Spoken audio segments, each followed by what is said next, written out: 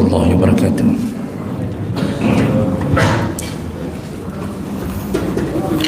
Alhamdulillahirabbil alamin. Wa bihi nasta'in ala umuri dunya waddin. Asyhadu an la ilaha illallah wahdahu la syarika lah. Wa asyhadu anna Muhammadan 'abduhu wa rasuluhul karim. Allahumma shalli wa sallim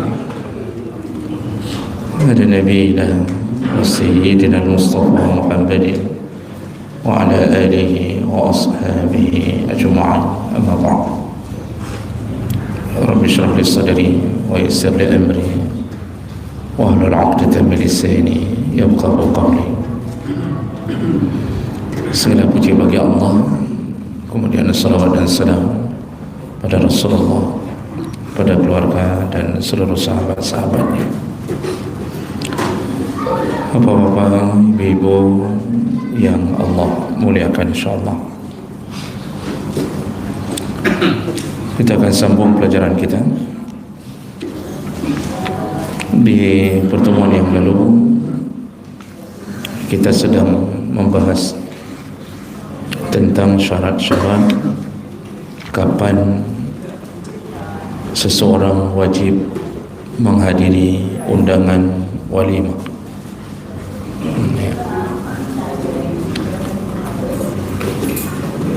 Kita sudah bahas syarat-syarat yang berhubungan dengan tempat. Kita sudah bahas syarat-syarat yang berhubungan dengan tempat. Yang pertama, baru wajib menghadiri walimah apabila di tempat itu tidak ada musuh atau tidak ada sesuatu yang menyebabkan terancamnya kita, baru wajib menghadiri walimah. Artinya apabila kita yakin di tempat undangan tersebut ada orang yang sengaja menunggu kita, atau kalau bertemu dikhawatirkan akan terjadi pertengkaran, maka tidak wajib bagi kita menghadiri walimah tersebut. Kemudian yang kedua, baru wajib menghadiri walimah apabila di tempat walimah tersebut tidak ada kemungkaran atau tidak ada maksiat. Artinya kalau ditemukan maksiat, maka gugurlah kewajiban untuk menghadiri walimah tersebut. Di antara contoh kemungkaran yaitu apabila dihidangkan makanan-makanan yang haram atau minuman-minuman yang memabukkan, atau seandainya ada tarian, joget, nyanyian-nyanyian, kemudian ada penyanyi wanita, apalagi ditambah dengan berpakaian seksi, maka jangan hadir, tidak perlu hadir. Terlebih-lebih orang-orang yang dianggap sebagai orang yang terhormat, apakah dengku, ustaz, atau kui mumci, duha put, duha lapan, itu kalau menghadiri walimah yang ada kemungkarannya, nanti dijadikan sebagai acuan atau dijadikan sebagai sandaran orang-orang awam. Mereka akan mengatakan, panena haram, mana ada haram datang ke situ, ustaz itu aja hadir. Jadi kaji ke tempat bersandarnya orang-orang awam. Jadi jangan hadir ke walimah yang ada keyboard, yang diiringi dengan nyanyian dan segala macam yang melanggar syariat. Yang masih boleh dalam pemandangan sebahagian ulama, yaitu ulama-ulama yang tidak mengharamkan musik secara keseluruhan kecuali dengan beberapa syarat tertentu, maka kalau seandainya cuma nasyid, salawat, itu mungkin masih dibolehkan. Ya. Baik, kita lanjutkan. Kemudian yang ketiga, syarat kapan seseorang wajib hadir di dalam undangan walimah pernikahan. Ini dibahas ini karena hukum dasar hadir itu wajib. Nah, jadi mau dibahas syarat-syarat kapan wajib hadir. Artinya kalau tidak mencukupi syarat ini, maka tidak wajib hadir. Tidak usah hadir dan tidak lagi menyebabkan dosa. Karena kalau tidak ada uzur, maka seandainya diundang ke satu walimah kita tidak datang, itu dosa. Tidak ada sesuatu yang menyebabkan kita boleh tidak hadir. Dengan sengaja kita tidur di rumah tidak hadir, maka ini menyebabkan dosa. Karena hak kewajiban sesama mukmin salah satunya adalah memenuhi undangan. Dan undangan yang dimaksud yang wajib hadir adalah walimah pernikahan.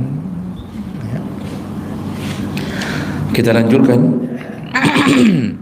Berikutnya, alla yakuna bi makani da'wa suratun muharramah. Baru wajib hadir di tempat walimah kalau tempat itu tidak ada pajangan, patung atau lukisan yang diharamkan dalam syariat. Artinya, kalau di tempat walimah itu ada patung makhluk hidup atau lukisan makhluk hidup, maka haram kita menghadiri ke tempat tersebut. Artinya gugur kewajiban, tak usah hadir lagi. Ya. Kalau di tempat itu disediakan atau ada patung-patung atau lukisan-lukisan makhluk hidup. Ada hadis khusus yang menyatakan tentang larangan ini. Hadis dari Ali bin Abi Thalib radhiyallahu anhu, hadis riwayat Abu Ya'la di dalam musnadnya. Ali berkata, annahu sana'a ta'aman fada'a Rasulullah sallallahu alaihi wasallam faja'a. Pada satu hari Ali membuatkan makanan lalu mengundang mertuanya, yaitu Nabi sallallahu alaihi wasallam. Ya, Nabi mengundang Ali mengundang Nabi untuk menghadiri jamuan makan yang dia buat, dan ini bukan walimah pernikahan. Ya. Fara'a fil baiti sitran. Ketika Nabi datang, lalu Nabi melihat di dalam rumah Ali, ini rumah menantunya sendiri, ada sitran, ada gorden, fihi tasawir. Kebetulan gorden itu ada gambar makhluk hidup. Ya. Faraja'a, lalu langsung Rasulullah keluar dari rumah Ali dan pulang. Ali mengejarnya. Fakultu, ya Rasulullah, ma raja'aka bi abi anta wa ummi, demi ayah dan ibuku ya Rasulullah, kenapa engkau pulang? Begitu kata Ali. Qala, Rasulullah berkata, inna fil baiti sitran fihi tasawir. Aku pulang karena di rumahmu ada gorden, ya, yang di gorden tersebut ada gambar makhluk hidup. Wa innal malaikata la tadkhulu baitan fihi tasawir. Malaikat tidak akan masuk ke rumah yang di dalam rumah itu ada gambar lukisan atau patung makhluk hidup. Ya. Jadi Nabi ini menghadiri undangan jamuan makan, bukan undangan walimah pernikahan. Artinya sunnah hadir, ya. Artinya sunnah hadir, bukan wajib. Namun ketika beliau datang, beliau dapatkan ada gorden yang bergambar makhluk hidup. Langsung beliau pulang.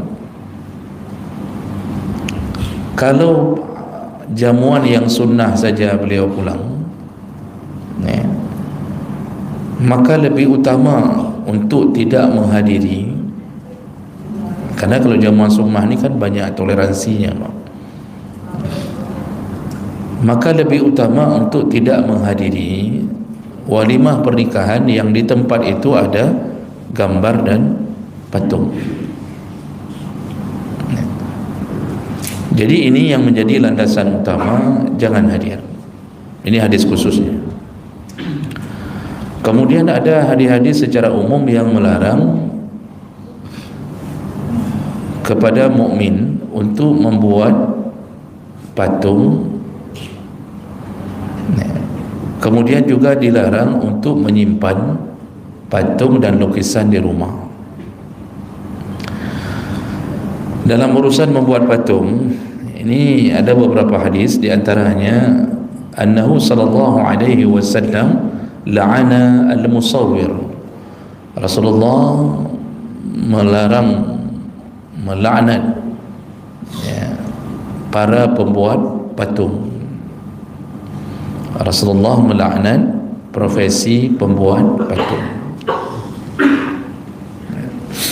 Kemudian dalam hadis yang lain, tadi hadis riwayat Bukhari, kemudian dalam hadis yang lain Rasulullah mengatakan, man sawwara suratan fid dunya kullifa yawmal qiyamah ayyunfukha fiha ar-ruha wa laysa binafikh.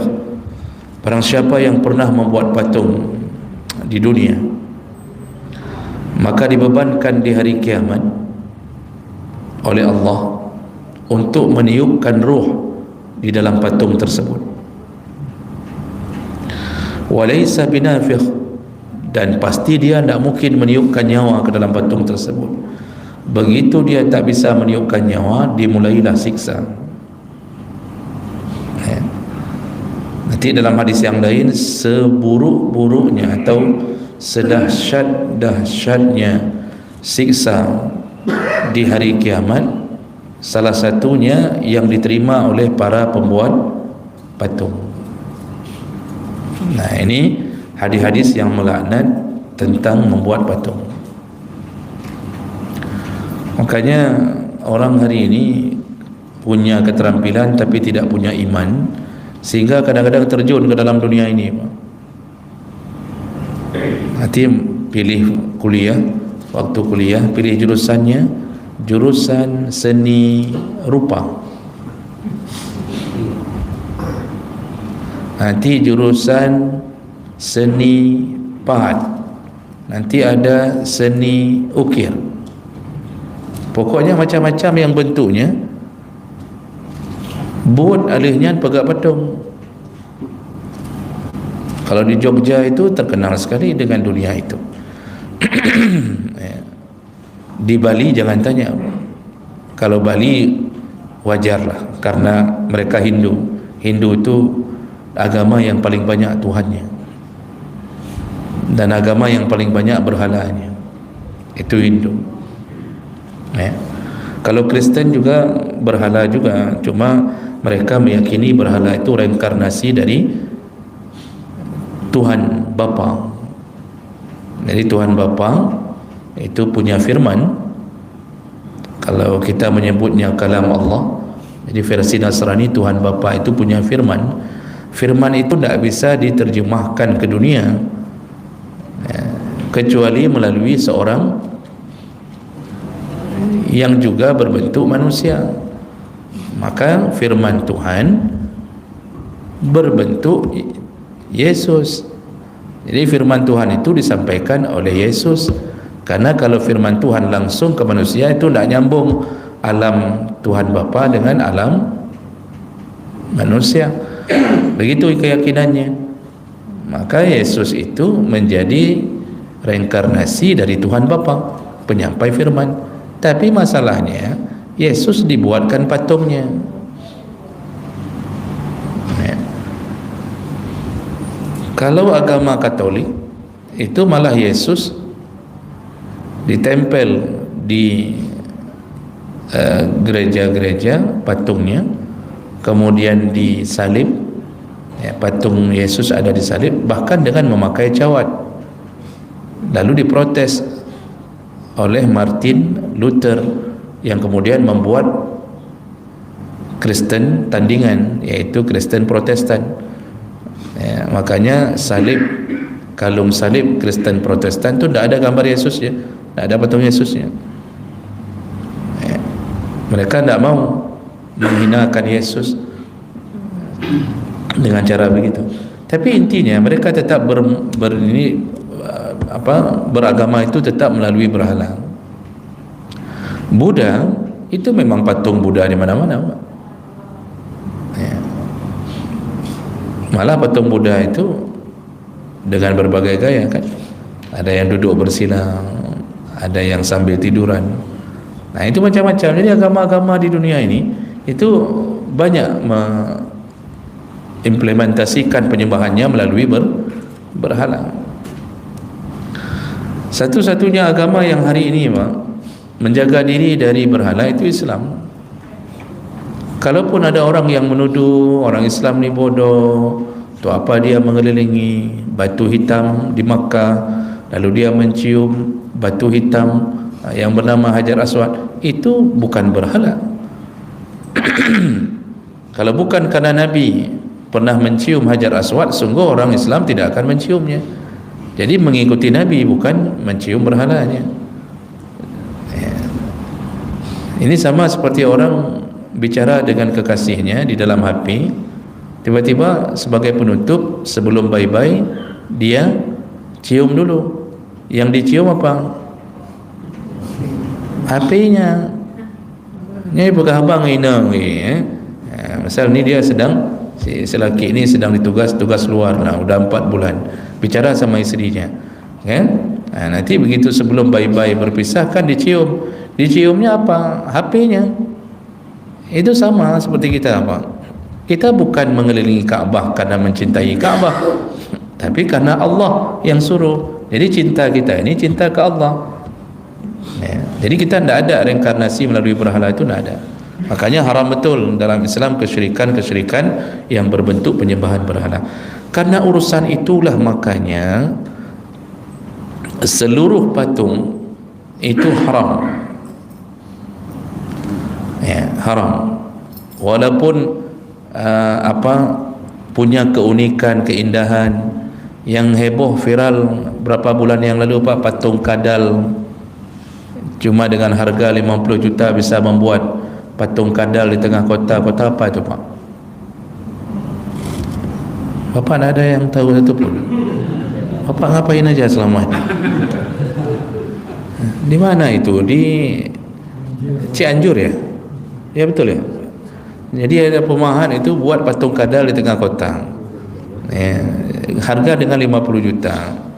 Ya, jadi maksudnya dianggap murah tapi hasilnya luar biasa. Jadi kebanggaan tuh, sampai seminggu 2 minggu didatangi sama orang-orang untuk melihat kadal tengah kota itu. Kan? Nah, jadi dianggap hebat, padahal hati-hati menjadi pemahat. Hati-hati menjadi pembuat patung. Karena siksa yang paling pedih itu diterima oleh pembuat patung.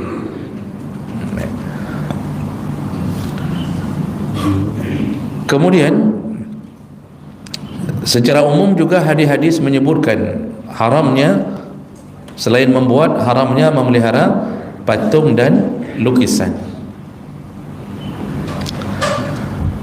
Rasulullah sallallahu alaihi wasallam menyebutkan, la tadkhulul malaikatu baitan fihi kalbun wala surah. Tidak akan masuk malaikat ke dalam rumah yang di dalamnya ada lukisan, ada anjing dan patung. Nanti dalam hadis yang lain disebut Nabi rasam, tidak akan masuk malaikat ke dalam rumah yang ada anjing dan lukisan. Jadi patung dan lukisan ini bersamaan keharamannya. Namun Bapak Ibu, saya ulang kembali pelajaran tentang ini. Dulu sudah pernah kita sebutkan, dia ada dua syarat, baru haram memiliki patung dan lukisan. Ada dua syarat. Syarat pertama, patung dan lukisan itu berbentuk makhluk hidup. Yang disebut dengan makhluk hidup yaitu insan wal hayawan, manusia dan hewan. Manusia dan hewan. Artinya, kalau patung itu berbentuk manusia atau hewan yang bisa diisi nyawa, maka di situ baru kita terkena syarat pertama. Ini baru syarat pertama. Kalau seandainya lukisan itu bentuknya bunga-bungaan, atau ada patung tapi patung bunga atau patung bonsai, pohon bonsai, jadi patung juga tapi dibuatnya bentuk tumbuh-tumbuhan, itu tak mengapa. Karena pada dasarnya tumbuhan itu walaupun di sisi Allah bernyawa, tapi tidak dianggap bernyawa secara zahir. Walaupun sebenarnya dia semua itu hidup. Makhluk Allah itu hidup, batu hidup. Makanya Allah menyebutkan semua bertasbih di muka bumi. Semua bertasbih. Setiap tapak kaki kita yang berjuang fi sabilillah, menginjak pasir, menginjak batu kerikil, mereka semua nanti akan bersaksi di hadapan Allah. Tapi secara zahir, kalau tumbuhan itu tak mengapa. Jadi bunga-bungaan, patung bunga, ibu di rumah kan ada bunga-bunga yang dibuat dari plastik, yang tak perlu disiram seumur hidup, itu tak mengapa. Jadi syarat pertama harus berbentuk manusia atau hewan. Itu pun yang memungkinkan untuk diisi nyawa. Makanya para ulama, jumhur ulama mengatakan begini, kalau seandainya patung manusia atau patung hewan cuma kepalanya saja, maka tidak mengapa. Karena tidak mungkin diisi nyawa, tidak mungkin hidup, kecuali yang di Kalimantan itu apa namanya Pak? Kuyang. Ada dengar Pak? Bapak ngapain aja selama ini? Tadi informasi pertama tidak tahu. Itu di Kalimantan itu ada sosok hantu yang dipercaya kepala saja itu keliling-keliling cari orok bayi. Ini hohonya ule onta gija. Kalau di Batak itu apa, bubu genjang apa? Begu genjang. Kalau di Aceh genterat misalnya kan. Itu terserahlah. Nah, jadi ya syaitan itu kan menyesuaikan daerah juga. Jadi oleh karena itu, kalau kepala saja jumhur ulama mengatakan tidak apa-apa, karena dia tidak mungkin disuruh isi nyawa. Tapi kalau setengah badan Pak, itu tidak boleh sampai ke pinggang, karena banyak orang bisa hidup sampai ke pinggang. Banyak orang Pak tidak ada kaki, tidak ada paha, tidak ada apa-apa, tapi dia bisa hidup. Banyak itu. Jadi kalau seandainya ada rumah-rumah yang punya kepala kijang, kan ada Pak, mudah-mudahan rumah orang kaya tu kepala kijang disangkut di dinding Pak. Keindahannya letaknya pada tanduknya yang bercabang-cabang itu. Itu insya-Allah tidak mengapa. Dia cuma kepala saja. Jadi cuma disangkut kepala. Nanti ada juga orang yang punya patung, misal patung Jokowi misal, ditaruh di rumahnya. Ini orang-orang yang fanatik terhadap Jokowi, mereka diberi nama Termul. Nah, ini punya patung Jokowi misal di rumah, kepala saja, tidak mengapa. Nikmatilah keadaan itu. Dan jadi ini syarat pertama, patung atau lukisan. Lukisan begitu juga Pak. Lukisan kalau sudah bentuk hewan dan manusia, Itu hati-hati. Saya lihat rumah-rumah orang kaya. Saya pernah memberi pengajian di beberapa rumah orang kaya. Ya. Itu saya lihat ada lukisan paling banyak saya temukan itu. Pertama, lukisan angsa. Ya. Yang kedua, lukisan kuda. Ya. Jadi kuda yang berlari di sungai itu paling banyak saya temukan. Ya. Itu jutaan tu harganya, Pak. Dipajang di ruang tamu. Memang indah memang. Ya. Tapi Masya Allah, untuk kita tahu, lukisan itulah yang membuat rumah tidak dimasuki oleh malaikat. Dan malaikat yang tidak masuk itu bukan semua malaikat, tapi malaikat rahmah,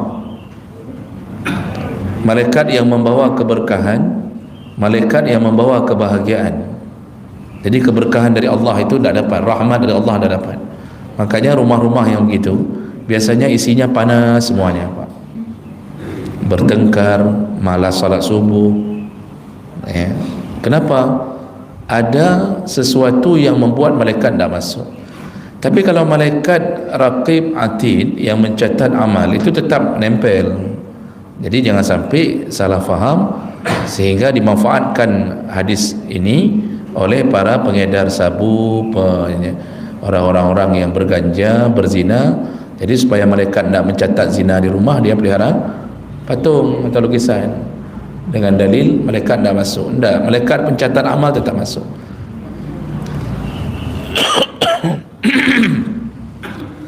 Jadi ini syarat pertama, baru haram patung atau lukisan kalau berbentuk makhluk hidup. Syarat kedua kata para ulama, yaitu apabila dimuliakan. Jadi patungnya atau lukisannya dimuliakan. Bagaimana dimuliakan? Dihormati, dipajang, ya, dibersihkan. Nah, ini berarti dimuliakan. Baru masuk sesuatu yang terlarang tadi. Jadi ada dua syarat ini. Pertama, berbentuk makhluk hidup. Yang kedua, dimuliakan. Seandainya salah satu dari dua syarat ini hilang, maka tidak mengapa. Contoh, Pak, kita punya patung tetapi tidak kita muliakan, tidak kita pajang. Ya. Dulu tahun-tahun 90-an 2000 itu kan ada tren patung angsa yang kecil-kecil tu. Yang satu keluarga besar tu. Ada mama angsa di situ, bapa angsa, ada paman-pamannya. Itu satu keluarga itu patung angsa dari kristal. Sering saya lihat di rumah-rumah orang itu dipajang. Ya, itu sama, kecil besar patung makhluk hidup itu membuat malaikat tidak masuk. Lukisan digambar saja, lukisan di gorden saja Nabi marah. Ya. Karena gorden itu dipajang. Nabi pulang ke rumah, Aisyah sedang pasang gorden, dan di gordennya ada gambar burung. Itu menunjukkan orang Arab dulu sudah pintar menenun. Jadi menenun gambar-gambar itu sudah pintar. Jadi dalam hadis sebutkan Nabi pulang ke rumah, Aisyah sedang pasang gorden. Di gorden itu ada gambar burung. Merah muka Nabi. Aisyah ketakutan melihat wajah Nabi seperti marah. Lalu Aisyah bertanya, "Ma aznabtu ya Rasulullah?" Apa salahku ya Rasulullah? Aisyah nak tahu apa salahnya. Lalu Rasulullah mengatakan, di gorden itu ada gambar burung. Malaikat tidak masuk ke dalam rumah yang ada gambar lukisan makhluk hidup. Di situ Aisyah langsung menurunkan gordennya, lalu dipotong-potong di bahagian gambar burungnya, lalu dirubah menjadi selimut namruqah. Namruqah itu selimut bantal yang diletakkan di belakang sini, Pak. Itu namanya namruqah. Jadi gambar burungnya sudah dipotong-potong, dijahit kembali, tidak berbentuk lagi burung, baru diizinkan Nabi. Sekarang coba lihat di rumah kita, kadang-kadang gorden-gorden tu gambar burung, Masya Allah, itu hati-hati. Jadi sekali lagi saya ulang, kalau di antara dua syarat ini salah satunya tidak mencukupi, maka dibolehkan. Contoh, kita ada gambar patung tetapi tidak kita muliakan. Jadi ada patung tetapi kita letakkan di dalam gudang, kita campak dalam gudang, tidak kita pajang, kita taruh dalam laci, tidak kita pajang. Itu tidak apa-apa, walaupun patung tapi tidak dimuliakan, kehilangan satu syarat. Kita ada gambar lukisan, saya sering kasih contoh, misal lukisan di keset kaki, beli keset kaki, ada gambar Upin dengan Kak Ros di situ. Nah, lalu kemudian kita letakkan di depan kamar mandi. Setiap keluar kita injak Upin. Makanya Upin tak mau tumbuh rambut gara-gara itu. Asal keluar kamar mandi injak, keluar mandi injak. Kak Ros kenapa belum kahwin sampai hari ini? Gara-gara diletakkan di keset kaki. Gila-gila dia orang. Jadi ini tidak apa-apa Pak, permadani, ada gambar-gambar. Kan anak-anak tu kadang-kadang beli selimut untuk anak-anak, ada gambar Frozen. Bapak tahu Frozen? Nyo sigata anda bekah anda dupu. Halih ke tempat gambar karton anak-anak tapi bentuk manusia asli itu, karton Frozen itu. Tapi selimut, selimut. Nanti lihat ada dimuliakan tidak? Dan ternyata anak-anak mana ada muliakan selimut itu kan diinjak sana, diinjak sini, kemudian diselimuti, dikencingi, macam-macam Pak. Itu tidak apa-apa. Itu tidak apa-apa. Permadani gambar injak-injak itu tidak apa-apa. Jadi dia tidak boleh berkumpul dua syarat. Nah, makanya nanti timbul pertanyaan tentang boneka yang dijual tu, boneka panda, boneka macam-macam tu. Apa hukumnya? Para ulama sudah jawab. Kalau boneka itu dibeli lalu dipermainkan oleh anak-anak, dilempar-lempar, dilempar ke plafon, membayangkan panda kita lempar ke plafon. Kemudian kadang-kadang kalau marah sama abangnya itu pukul abang itu dengan panda itu. Si abang pun langsung ambil pisau, dibelahnya perut panda itu, dikeluarkan jerawan-jerawannya. Apa tidak menyesal panda itu tinggal di rumah kita? Hancur betul hidupnya. Nah, ini yang model-model begini ditunggangi, diinjak itu tidak apa-apa. Itu namanya tidak dimuliakan. Nah, jadi Bapak Ibu yang Allah muliakan, ini hati-hati dengan patung dan lukisan. Di dalam walimah, kalau ada orang kaya buat walimah dalam satu bangunan, tapi kemudian ada lukisan-lukisan makhluk hidup, ada patung-patung Pak, tak usah hadir, begitu lihat langsung pulang. Biar tak rugi kali, makan dulu juga boleh, tapi langsung pulang. Kalau perlu bungkus, anak perlu aja menyukai daging na lukisan kena nanya enggak, pulang, tak usah datang. Nabi nak pulang langsung pulang. Nah, bagaimana dengan foto? Hari ini orang-orang pengantin baru itu membuat sebuah tren baru. Dari tahun 2002, dari tahun 2000 ke atas itu sudah mulai pajang-pajang foto ketika acara walimah. Dulu ada tayang kahwin panen dan foto-foto. Sekarang di depan tu waktu masuk sudah ada foto besar, memperlihatkan pengantinnya. Ya, hasil prewedding. Itu prewedding itu Pak, kalau dibuat sebelum terjadinya akad nikah, prewedding itu haram. Melakukan prewedding sebelum akad nikah haram. Berdua menuju ke masjid, cari masjid yang indah-indah, lalu kemudian buat foto prewedding. Nanti fotografer yang atur disuruh tunjuk ke langit, yang satu disuruh tunjuk ke tanah, kadang-kadang nanti disuruh lihat ke jendela, yang satu disuruh balik ke belakang, yang satu disuruh lihat ke depan. Cik berat tak pungo memang. Abangai pungo dong. Itu kalau dilakukan sebelum pernikahan, sebelum akad nikah, itu haram. Mereka telah berdua-duaan walaupun di depan orang, tapi berpegangan segala macam haram. Di situlah kenapa pernikahan tak langgeng dan sibuk dengan dunia setan, gara-gara dari awal kita sudah lawan Allah. Tapi kalau dilakukan setelah akad nikah, berarti yang foto itu suami isteri. Boleh-boleh saja, tetapi hati-hati jangan menimbulkan fitnah. Fitnah pertama apa? Foto depan masjid. Tapi ini si Linto baru ni tak pernah ke masjid. Dia jadikan masjid cuma background saja. Saya ada pengajian di hari Jumaat di Masjid Arun setiap Jumaat habis zuhur. Hampir setiap Jumaat itu ada prewedding di depan masjid. Begitu azan asar, mereka berhenti semuanya. Darah baru berhenti, Lintu baru berhenti, fotografer azan berhenti. Yang sembahyang mana? Berhentinya di luar sana, Pak.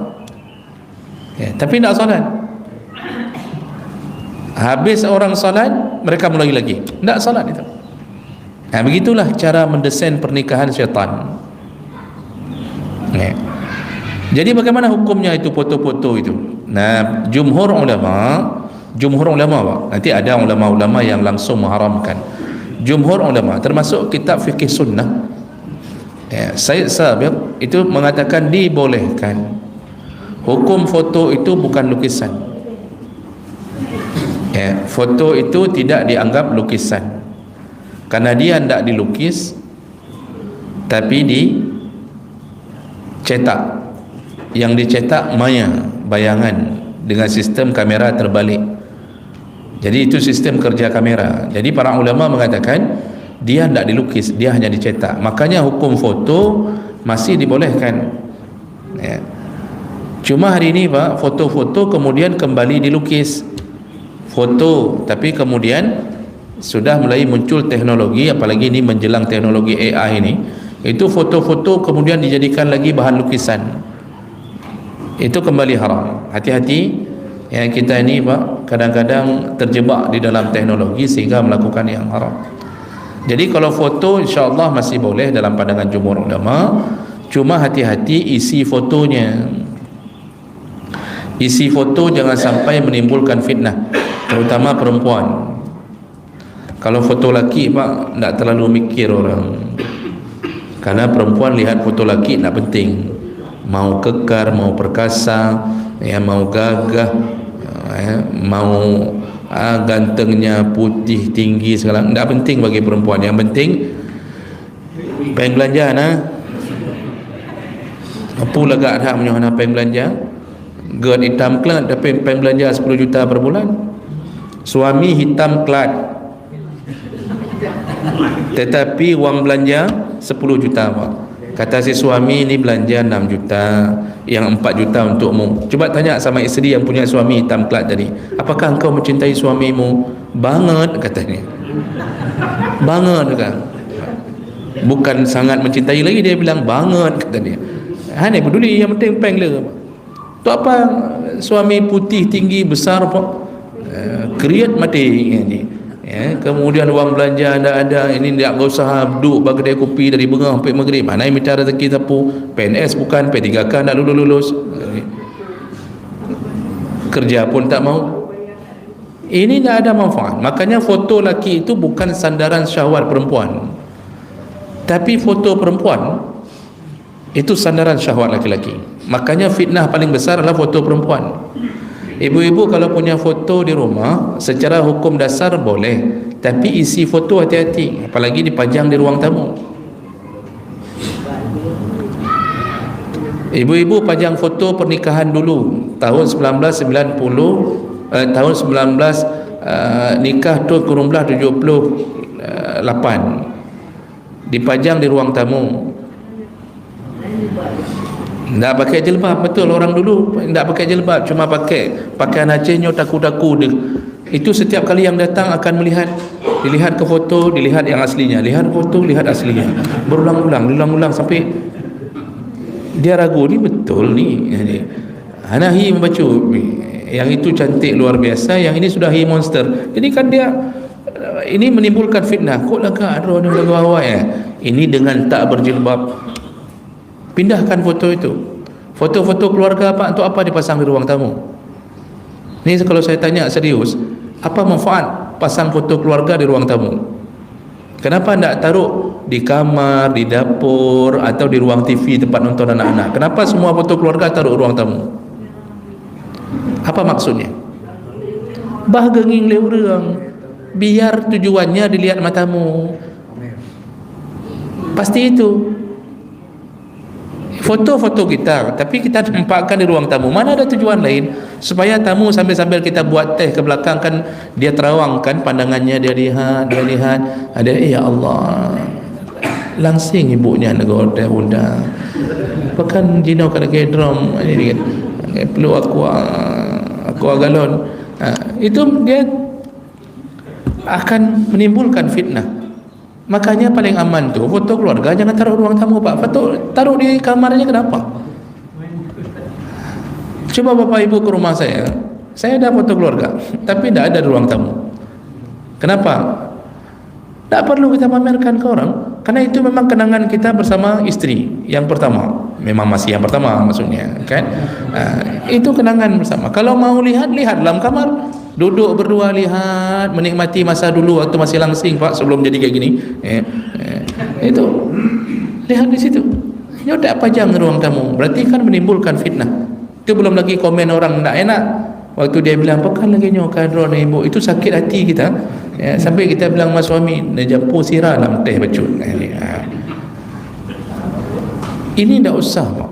Makanya foto tu dia tidak bermasalah secara hukum dalam pandangan jumhur ulama, tetapi bermasalah isi foto. Makanya kesimpulannya, Pak, kalau ada walimah yang isinya patung atau lukisan-lukisan, maka gugur wajib hadir, tidak wajib lagi hadir. Ini sebagai penggenap, Pak, sekaligus sedikit saja, karena yang keempat bersambungan. Syarat yang keempat adalah yujad kalbun, begitu juga tidak boleh hadir di tempat walimah yang memelihara anjing. Jangan hadir di tempat walimah yang pemilik walimah memelihara anjing. Karena dalam hadis Nabi, satu hadis ni Rasulullah mengatakan malaikat tidak masuk ke dalam rumah yang di dalamnya ada patung dan anjing dan patung. Anjing itu, Pak, jangankan dipelihara dengan sengaja. Nabi pernah berjanji dengan Jibril untuk bertemu di rumahnya. Namun kemudian Jibril tak kunjung nampak. Nabi kecewa. Ini hadis dari Aisyah. Nabi kecewa. Nabi bilang, "Aisyah, tak mungkin utusan Allah melanggar janji." Artinya tak mungkin Jibril melanggar janji. Nabi karena kecewa, karena Nabi paling benci orang melanggar janji, Pak. Makanya seandainya Nabi masih hidup, itu semua orang-orang yang pernah berjanji membuka 19 juta pekerjaan yang dikutuk madum oleh Nabi, janji-janji di atas panggung, menyolong dulu, menyolong terpilih lagi, yang laknat madum oleh Nabi. Nabi itu kecewa ketika mengira Jibril melanggar janji. Lalu kemudian setelah dia mengatakan kepada Aisyah, tak mungkin utusan Allah melanggar janji, dia lemparkan tongkat karena kekecewaannya. Waktu dilempar tongkat, rupanya membuat kejutan, ada seekor anak anjing yang keluar dari kamar Nabi. Nabi terkejut. Lalu Nabi tanya Aisyah, "Siapa yang masukkan?" Kata Aisyah, "Tidak tahu, mungkin dia masuk sendiri ya Rasulullah." Mungkin terbuka pintu, ada anak anjing masuk. Lalu usir, kata Nabi, diusir. Begitu anjing itu keluar, langsung muncul Jibril. Di situ Nabi tanya, "Kenapa engkau melanggar janjimu, wahai Jibril?" Apa kata Jibril? "Aku sudah ada dari tadi ya Rasulullah. Namun aku tak bisa memasuki rumahmu gara-gara seekor anjing yang berada di rumahmu." Itu tidak dipelihara, Pak. Hadis sahih. Nabi tidak pelihara, tapi Jibril nak masuk ke rumah yang ada anjing, apalagi dipelihara. Walaupun peliharanya untuk menjaga pencuri, jangankan pencuri, malaikat pun tak masuk. Anjing yang boleh dipelihara itu cuma dua, yaitu yang pertama kalbus saidi, kata Nabi, anjing pemburu, anjing untuk cari makan, pemburu. Tapi itu pun harus syarat-syaratnya terdidik, dia tahu kapan duduk, kapan, dia harus terlatih. Yang kedua kalbul masyiyah, yaitu anjing untuk menjaga binatang ternak. atau jaga kebun. Kita pelihara anjing untuk jaga kebun, atau kita punya peternakan kambing Ustaz. Kita pelihara anjing untuk jaga, seperti Shaun the Sheep itu Pak. Tahu Bapak Shaun the Sheep? Dia kepet untuk yang Pak itu kan filem anjing pelihara domba. Kok saya tahu semua? Salah satunya. Jadi Bapak Ibu yang Allah muliakan, itu baru boleh. Cuma 2 model ini yang boleh. Anjing-anjing kita pelihara untuk jaga depan pintu rumah, kita ikat di depan pintu pagar, jaga pencuri, itu tidak dibenarkan. Rasulullah mengatakan, man yaqtana kalban, barang siapa yang memelihara anjing, yunqasu anhu kulla yaum qiratain, siapa yang pelihara anjing maka dikurangi pahalanya dari catatan amalnya setiap hari 2 qirat. Siapa yang pelihara anjing dikurangi pahalanya setiap hari 2 qirat. 1 qirat itu 1 gunung Uhud. Pergi haji gara-gara pelihara anjing habis, pergi umrah gara-gara pelihara anjing habis, pahala salat habis, setiap hari dikurangi 2 qirat gara-gara pelihara anjing. Makanya jangan coba-coba pelihara anjing. Makanya walimah yang ada anjing dipelihara oleh tuan rumahnya, dibuat acara di tempat walimah di rumahnya, dan di situ ada anjing, anjing yang dipelihara, maka haram hukumnya untuk mendatangi walimah tersebut. Jangan datang dan tak berdosa lagi kalau enggak datang. Begitu tentang 2 syarat yang kita bahas di pagi hari ini.